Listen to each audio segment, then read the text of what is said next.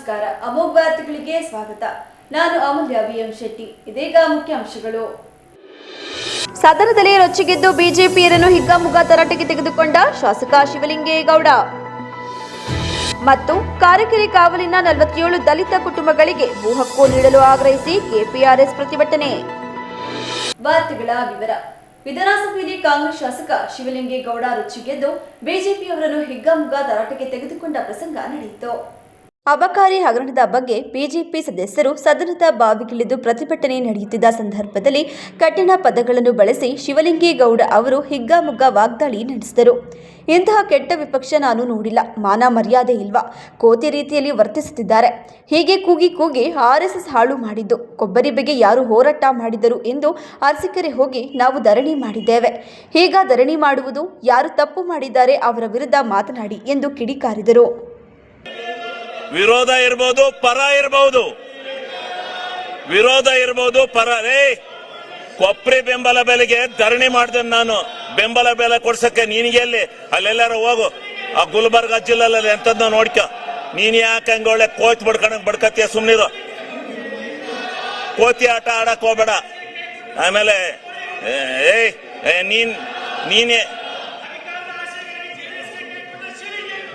ನಿಮ್ಮ ಅಪ್ಪ ಕೈ ಕೊಟ್ಟದ್ದೆ, ಇನ್ಯಾರಿಗೂ ಕೊಟ್ಟಿರಲಿಲ್ಲ. ನೀನೇ ಅವನ ನನ್ನ ವಿಚಾರ ಕೇಳಕ್ಕೆ ನಿನಗೆ ಮಾನ ಮರ್ಯಾದೆ ಐತಾ? ನಿನಗೆ ಮಾನ ಮರ್ಯಾದೆ ಐತ? ನಿಂಗೆ ಮಾನ ಮರ್ಯಾದೆ ಇದ್ರೆ ನೀವು ಇವೆಲ್ಲ ಕೂಗಕ್ಕಲ್ಲ. ನಿಂದೇನ್ ಕೂಗ್ತಾ ಇದೆಯಾ ಅದು ಕೂಗು. ಮಾನ ಮರ್ಯಾದೆ ಇದೆಯಾ ನಿಂಗೆ? ಆಗ್ಲೇ ಹೇಳಿದೀನಿ ನಾನು. ನಿನ್ ಯೋಗ್ಯತೆ ಅಷ್ಟು ಬೆಂಕಿ ಹಾಕ. ನೀವೆಲ್ಲ ಪ್ರತಿಭಟನೆ ಮಾಡಕ್ ಬಂದಿದ್ದೀರ ಅಂತಿಲ್ಲ. ನಾಚಿಕೆ ಆಗ್ಬೇಕು ನಿಮ್ಗೆ.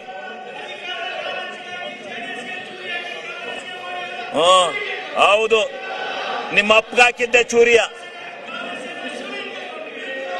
ಈಗ ಸನ್ಮಾನ್ಯ ಅಧ್ಯಕ್ಷರೇ, ಅವು ಲೇ ಆರ್ಎಸ್ಎಸ್,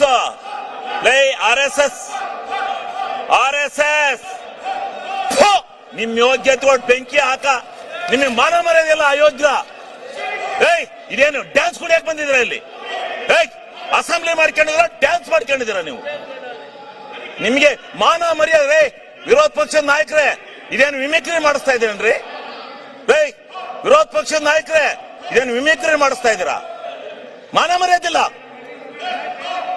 ಮರ್ಯಾದೆ ಮಾನ ಇದ್ದಾರೆ ಯಾರು ಈ ರೀತಿ ನಡ್ಕೊಳಕಲ್ಲ. ಇದೇನು ವಿರೋಧ ಪಕ್ಷನ ಇದು? ನಾವು ಧರಣಿ ಮಾಡಿದೀವಿ. ಇಂಥ ಎಲ್ಲ ಕೋತಿಗಳನ್ನೆಲ್ಲ ಬಿಟ್ಕೊಂಡು ಮಾಡಿಲ್ಲ. ಕೋತಿ ತಿಮ್ಗಳಿವು. ಆರ್ಎಸ್ಎಸ್ ಅಲ್ಲಿ ಹಿಂಗೆ ಕೂಗಿ ಆರ್ಎಸ್ಎಸ್ ಹಾಳು ಮಾಡಿದಿರಿ ನೀವು. ನಿಮ್ಮ ಅಜ್ಜನ್ ಮಾಡಿದ್ದೆ. ಬಾಲ್ ಕೇಳು ಅರಸೀಕೆರೆಯಲ್ಲಿ. ಅರಸೀಕೆರೆಯಲ್ಲಿ ಬಾ ಕೇಳು. ಕೊಬ್ಬರಿ ಬಗ್ಗೆ ಹೇಳ್ತಾರೆ ಯಾರು ಹೋರಾಟ ಮಾಡಿದಾರು ಅಂತ. ಸನ್ಮಾನ್ಯ ಅಧ್ಯಕ್ಷರೇ, ಹಿಂಗೆ ನಿಮ್ ಸನ್ಮಾನ್ಯ ಅಧ್ಯಕ್ಷರೇ, ಅವ್ರಿಗೆ ನೋಡಿ, ಅವರು ಕೆಟ್ಟ ಕೆಲಸ ಮಾಡಿದವ್ರಿಗೆ ಹೇಳ್ತಾ ಇರ್ಬೇಕು.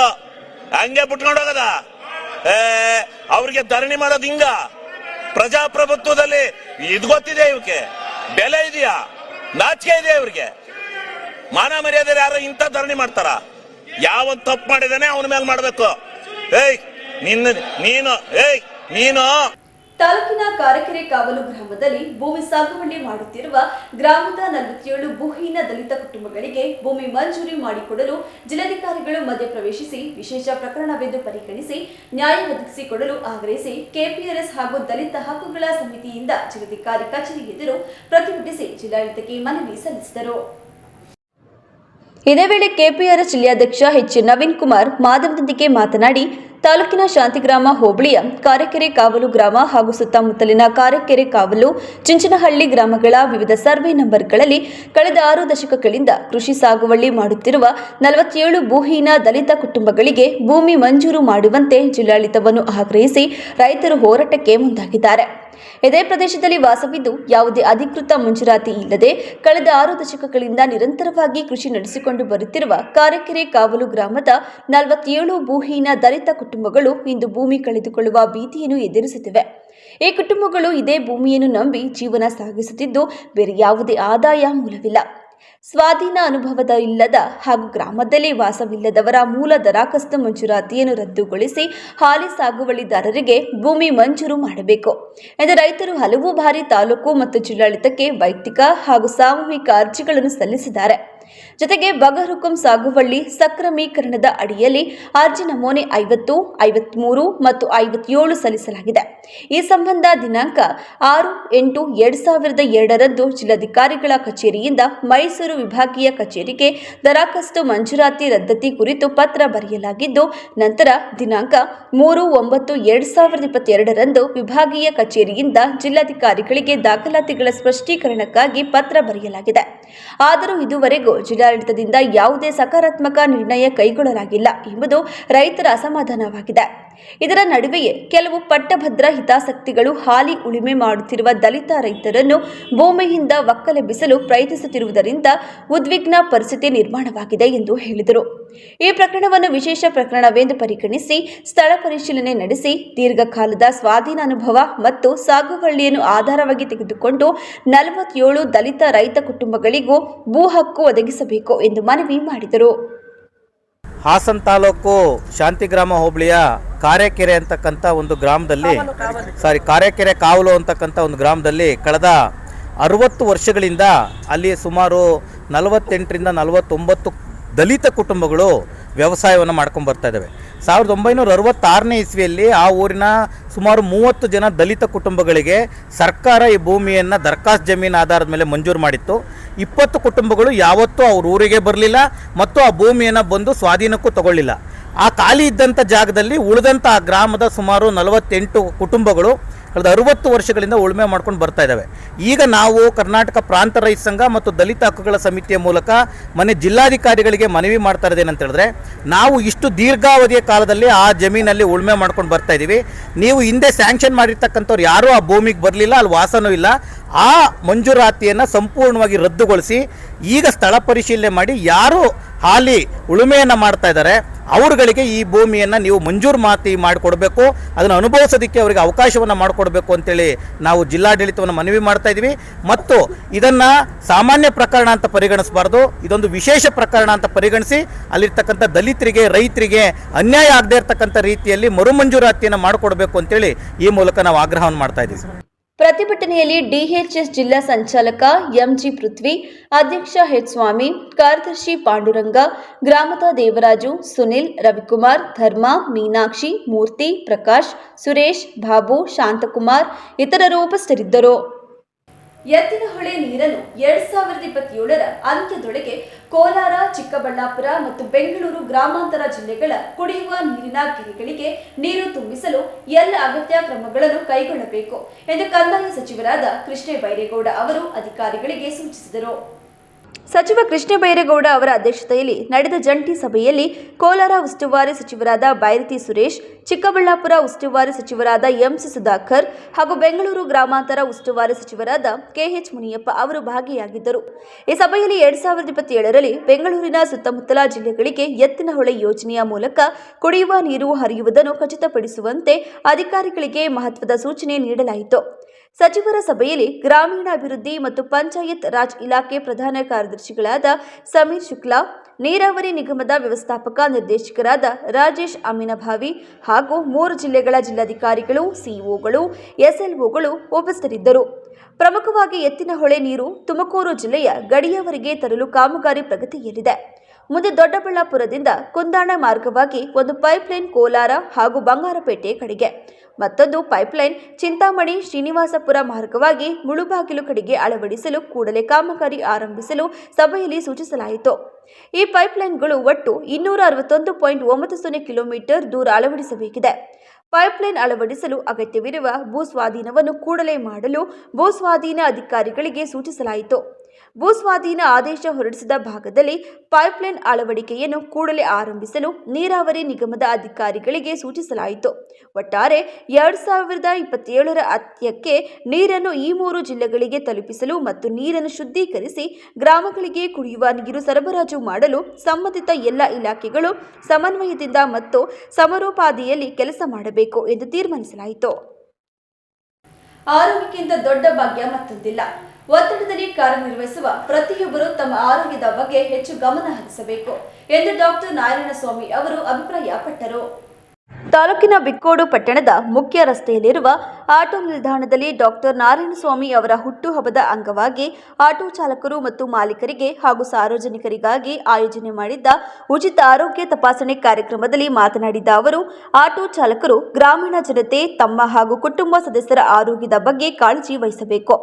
ಆರೋಗ್ಯ ಸಮಸ್ಯೆ ಎದುರಾದರೆ ನಿರ್ಲಕ್ಷ್ಯ ತೋರದೆ ತಕ್ಷಣವೇ ಚಿಕಿತ್ಸೆ ಪಡೆಯಬೇಕು.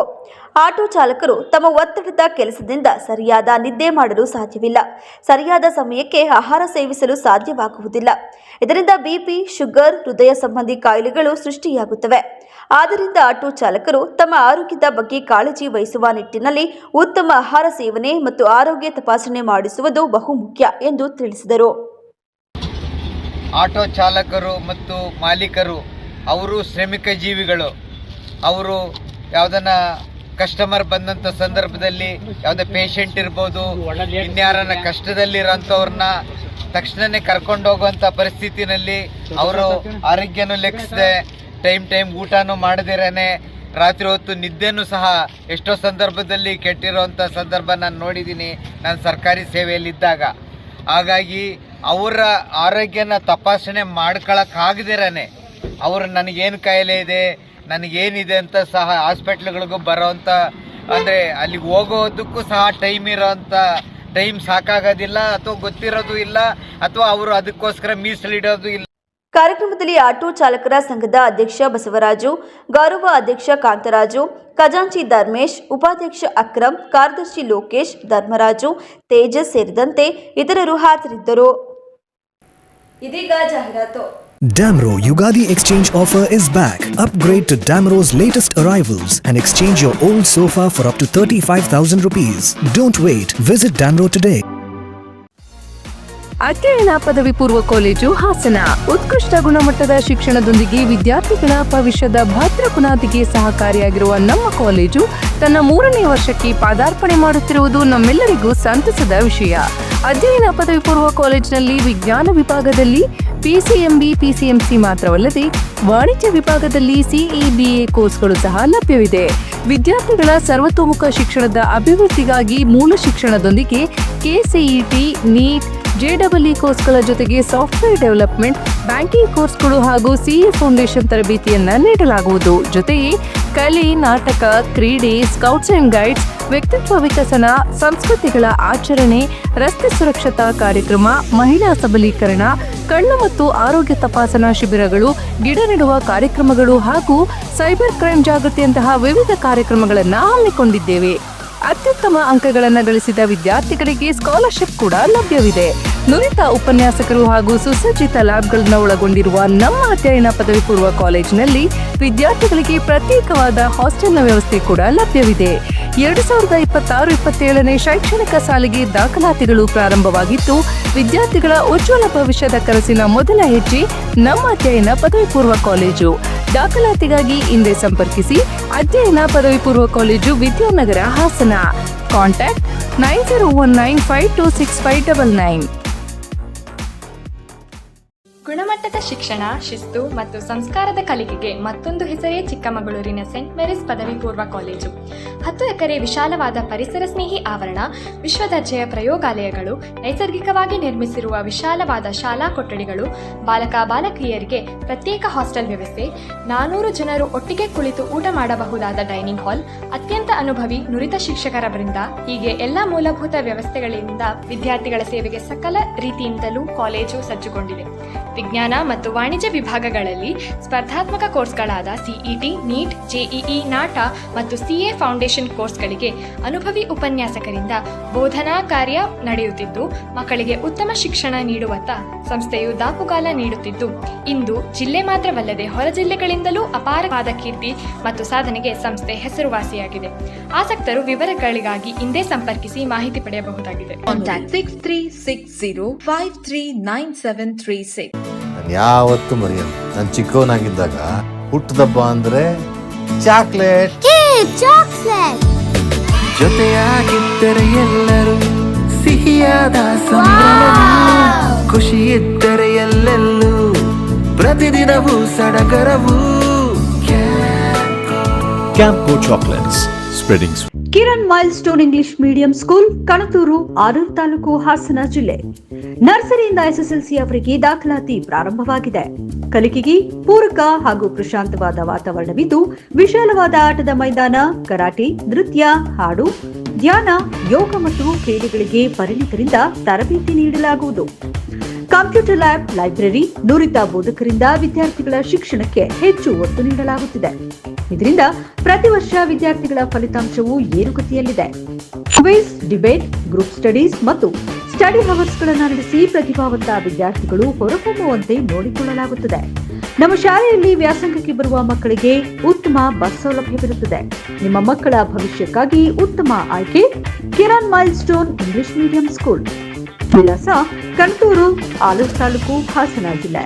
ಹೆಚ್ಚಿನ ಮಾಹಿತಿಗಾಗಿ ಸಂಪರ್ಕಿಸಿ 9632885902, 6363831152, 9964417623. ಗೋಮತಿ ಕಲ್ಯಾಣ ಮಂಟಪ 14 ವಸಂತಗಳನ್ನು ಪೂರೈಸಿ 15ನೇ ವರ್ಷಕ್ಕೆ ಪಾದಾರ್ಪಣೆ ಮಾಡುತ್ತಿರುವ ನಮ್ಮ ಗೋಮತಿ ಕಲ್ಯಾಣ ಮಂಟಪವನ್ನ ಹೊಚ್ಚ ಹೊಸ ರೂಪದಲ್ಲಿ ನಿಮ್ಮ ಮುಂದೆ ಪ್ರಸ್ತುತಪಡಿಸುತ್ತಿದ್ದೇವೆ. ಅತ್ಯಾಧುನಿಕವಾಗಿ ನವೀಕರಣಗೊಂಡ ಕಲ್ಯಾಣ ಮಂಟಪದಲ್ಲಿ 1200 ಜನರು ಕೂರಬಹುದಾದಂತಹ ಬ್ಯಾಂಕ್ವೆಟ್ ಹಾಲ್ ಹಾಗೂ 700 ಜನರು ಊಟ ಮಾಡಬಹುದಾದ ಡೈನಿಂಗ್ ಹಾಲ್ ಇದ್ದು, ಮದುವೆ, ಬೀಗರ ಔತಣ, ನಾಮಕರಣ ಮತ್ತು ಎಲ್ಲ ಶುಭ ಸಮಾರಂಭಗಳಿಗೆ ಸಸ್ಯಾಹಾರಿ ಮತ್ತು ಮಾಂಸಾಹಾರಿ ಔತಣಗಳಿಗೆ ಹಾಲ್ ಅನ್ನ ನೀಡಲಾಗುತ್ತದೆ. 4 ಎಕರೆಗೂ ಅಧಿಕ ಜಾಗದಲ್ಲಿ ವಾಹನಗಳಿಗೆ ಉತ್ತಮವಾದ ಪಾರ್ಕಿಂಗ್ ವ್ಯವಸ್ಥೆ ಸಹ ಲಭ್ಯವಿದೆ. ನಿಮ್ಮ ಕುಟುಂಬದ ಸುಂದರ ಕಾರ್ಯಕ್ರಮಗಳನ್ನ ಅತ್ಯುತ್ತಮ ಕ್ಷಣಗಳನ್ನಾಗಿ ಮಾರ್ಪಾಡಾಗಿಸಲು ಒಂದು ಒಳ್ಳೆಯ ಜಾಗ, ಅದುವೇ ನಮ್ಮ ಗೋಮತಿ ಕಲ್ಯಾಣ ಮಂಟಪ.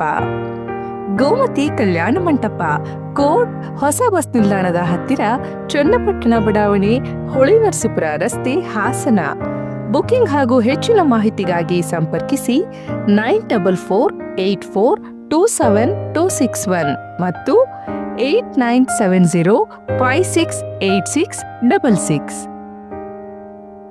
ರತ್ನಂ ಸಿಲ್ಕ್ಸ್, ಹಾಸನದ ಜನಮನ ಗೆದ್ದಿರುವ ನಂಬರ್ 1 ರೇಷ್ಮೆ ಹಾಗೂ ಫ್ಯಾನ್ಸಿ ಸೀರೆಗಳ ಎಕ್ಸ್ಕ್ಲೂಸಿವ್ ಶೋರೂಮ್. ನಮ್ಮಲ್ಲಿ ಮಹಿಳೆಯರ ಮನಸೂರೆಗೊಳ್ಳುವ Kanchipuram silk sarees, Mysuru silks, pure Banaras silks, fancy ಹಾಗೂ cotton sarees, KSIC grade crepe silk, suiting and shirting, ಇನ್ನು ಹಲವಾರು ಬಗೆಯ ಸೀರೆಗಳು ನಿಮ್ಮ ಕೈಗೆಟುಕುವ ದರದಲ್ಲಿ ದೊರೆಯುತ್ತವೆ. ವರ್ಷದ 365 ದಿನಗಳಲ್ಲೂ ಹೋಲ್ಸೇಲ್ ದರದಲ್ಲಿ ಮಾರಾಟ. ಗ್ರಾಹಕರಿಗೆ ಪಾರ್ಕಿಂಗ್ ಹಾಗೂ ಶೌಚಾಲಯದ ವ್ಯವಸ್ಥೆಯೂ ಲಭ್ಯ. ಭೇಟಿ ಕೊಡಿ Ratnam silks, opposite to Rangalakshmi hospital, next to NCC office, RC road, Hassan. Phone number 9164210699 ಹಾಗೂ 08172296399. ಮತ್ತೊಮ್ಮೆ ಅಮೋಘ ವಾರ್ತೆಗಳಿಗೆ ಸ್ವಾಗತ. ಪಟ್ಟಣದ ವಿವಿಧ ಸಂಘಟನೆಗಳ ಸಹಯೋಗದೊಂದಿಗೆ ಹಿಂದೂ ಸಮಾಜೋತ್ಸವವು ಅತ್ಯಂತ ಸಡಗರ ಮತ್ತು ಭಕ್ತಿ ಭಾವದಿಂದ ನೆರವೇರಿತು. ಬೆಳಗ್ಗೆಯಿಂದಲೇ ವಿವಿಧ ಧಾರ್ಮಿಕ ಚಟುವಟಿಕೆಗಳು ಆರಂಭಗೊಂಡು ಸಂಜೆ ಭವ್ಯ ಶೋಭಾಯಾತ್ರೆ ಹಾಗೂ ಧಾರ್ಮಿಕ ಸಭೆಯೊಂದಿಗೆ ಕಾರ್ಯಕ್ರಮ ಮುಕ್ತಾಯವಾಯಿತು. ಶ್ರೀ ಲಕ್ಷ್ಮೀನರಸಿಂಹಸ್ವಾಮಿ ದೇವಾಲಯದಿಂದ 106 ಯುವಕರು ಕೇಸರಿ ಧ್ವಜಗಳೊಂದಿಗೆ ಬೈಕ್ ರ್ಯಾಲಿ ನಡೆಸಿ ಜಾಗೃತಿ ಮೂಡಿಸಿದರು. ಸಂಜೆ ಹೇಮಾವತಿ ವೃತ್ತದಿಂದ ಶೋಭಾಯಾತ್ರೆ ಆರಂಭಗೊಂಡಿತು. ನಾಸಿಕ್ ಡೋಲ್, ಕೋಲಾಟ, ರಂಗಕುಣಿತ ಹಾಗೂ ಭಜನಾ ತಂಡಗಳ ಪ್ರದರ್ಶನ ಮೆರವಣಿಗೆಗೆ ಕಳೆ ನೀಡಿತು. ಮಹಾಪುರುಷರ ವೇಷಧಾರಿಗಳು ಹಾಗೂ ಸ್ತೋತ್ರ ಪಾರಾಯಣ ಮಾಡುವ ಮಕ್ಕಳು ಜನರ ಗಮನ ಸೆಳೆದರು. ಸಮಾವೇಶದಲ್ಲಿ ಆಶೀರ್ವಚನ ನೀಡಿದ ಕೆಂಗೇರಿ ವಿಶ್ವ ಒಕ್ಕಲಿಗರ ಮಹಾಸಂಸ್ಥಾನ ಮಠದ ಡಾಕ್ಟರ್ ಶ್ರೀ ಶ್ರೀ ಶ್ರೀ ನಿಶ್ಚಲಾನಂದನಾಥ ಸ್ವಾಮೀಜಿ ಮಾತನಾಡಿ, ಸನಾತನ ಧರ್ಮವು ಸಂಕುಚಿತವಲ್ಲ, ಅದು ಸರ್ವೇ ಜನಾಂಗಿನೋ ಸುಖಿನೋ ಭವಂತು ಎಂದು ಬಯಸುವ ಸಾಂಸ್ಕೃತಿಕ ಪ್ರಜ್ಞೆ. ನಮ್ಮ ಪೂರ್ವಿಕರು ಕಟ್ಟಿದ್ದ ಈ ಭವ್ಯ ಸಂಸ್ಕೃತಿಯನ್ನು ರಕ್ಷಿಸುವುದು ಪ್ರತಿಯೊಬ್ಬರ ಕರ್ತವ್ಯ. ಜಾತಿ ಸಂಕೋಲೆಗಳನ್ನು ಕೆತ್ತೆಸೆದು ಸಾಮಾಜಿಕ ಸಾಮರಸ್ಯದಿಂದ ಬದುಕಬೇಕು. ಮನೆಯೊಳಗೆ ಯಾರನ್ನೇ ಪೂಜಿಸಿದರೂ ರಾಷ್ಟ್ರೀಯ ಪ್ರಜ್ಞೆಯಲ್ಲಿ ಭಾರತಾಂಬೆಯ ನಮಗೆ ಮಾತೃ ದೇವತೆಯಾಗಬೇಕು ಎಂದು ಹೇಳಿದರು. ಅಂತಾರಾಷ್ಟ್ರೀಯ ಕ್ರೀಡಾಪಟು ಶ್ರೀಮತಿ ವಿಜಯಲಕ್ಷ್ಮಿ ಮಾತನಾಡಿ, ಉತ್ತರ ಭಾರತದ ಪ್ರವಾಸದ ವೇಳೆ ಜನರು ಪರಸ್ಪರ ಭೇಟಿಯಾದಾಗ ರಾಧೆ ರಾಧೆ ಎನ್ನುವ ಸಂಸ್ಕೃತಿ ಕಂಡೆ. ಇಂತಹ ಸಂಸ್ಕಾರ ನಮ್ಮಲ್ಲೂ ಬೆಳೆಯಬೇಕು. ತಾಯಂದಿರು ಮಕ್ಕಳಿಗೆ ಕೃಷ್ಣಲೀಲೆ, ರಾಮಾಯಣ ಹಾಗೂ ವಿವೇಕಾನಂದರ ಕಥೆಗಳನ್ನು ಹೇಳಿಕೊಡುವ ಮೂಲಕ ಸಂಸ್ಕೃತಿಯನ್ನು ಉಳಿಸಬೇಕು ಎಂದು ತಿಳಿಸಿದರು. ಮುಖ್ಯ ಭಾಷಣಕಾರರಾದ ಆರ್ಎಸ್ಎಸ್ ಕ್ಷೇತ್ರೀಯ ಸಂಪರ್ಕ ಪ್ರಮುಖ್ ಶ್ರೀ ಕೆಎಸ್ ವೆಂಕಟೇಶ್ ಮಾತನಾಡಿ, ಭಾರತವು ಲಕ್ಷಾಂತರ ವರ್ಷಗಳ ಸುದೀರ್ಘ ಇತಿಹಾಸ ಹೊಂದಿರುವ ಜಗತ್ತಿನ ಅತ್ಯಂತ ಹಳೆಯ ರಾಷ್ಟ್ರ. ವಸುಧೈವ ಕುಟುಂಬಕಂ ಎಂಬ ಭಾವನೆಯೇ ಈ ಸಮಾಜೋತ್ಸವದ ಮೂಲ ಉದ್ದೇಶ. ಮಕ್ಕಳಲ್ಲಿರುವ ಪ್ರತಿಭೆ ಮತ್ತು ರಾಷ್ಟ್ರ ಪ್ರೇಮವನ್ನು ಪ್ರೋತ್ಸಾಹಿಸುವುದು ನಮ್ಮೆಲ್ಲರ ಜವಾಬ್ದಾರಿ ಎಂದು ಹೇಳಿದರು. ಕೊನೆಯಲ್ಲಿ ಮತ್ತೊಮ್ಮೆ ಮುಖ್ಯಾಂಶಗಳು. ಸದನದಲ್ಲಿ ರೊಚ್ಚಿಗೆದ್ದು ಬಿಜೆಪಿಯರನ್ನು ಹಿಗ್ಗಾಮುಗ್ಗಾ ತರಾಟೆಗೆ ತೆಗೆದುಕೊಂಡ ಶಾಸಕ ಶಿವಲಿಂಗೇಗೌಡ ಮತ್ತು ಕಾರೆಕೆರೆ ಕಾವಲಿನ 47 ದಲಿತ ಕುಟುಂಬಗಳಿಗೆ ಭೂ ಹಕ್ಕು ನೀಡಲು ಆಗ್ರಹಿಸಿ ಕೆಪಿಆರ್ಎಸ್ ಪ್ರತಿಭಟನೆ. ಮುಂದಿನ ವಾರ್ತಾ ಸಂಚಿಕೆಯೊಂದಿಗೆ ಮತ್ತೆ ಭೇಟಿಯಾಗೋಣ. ವಂದನೆಗಳು.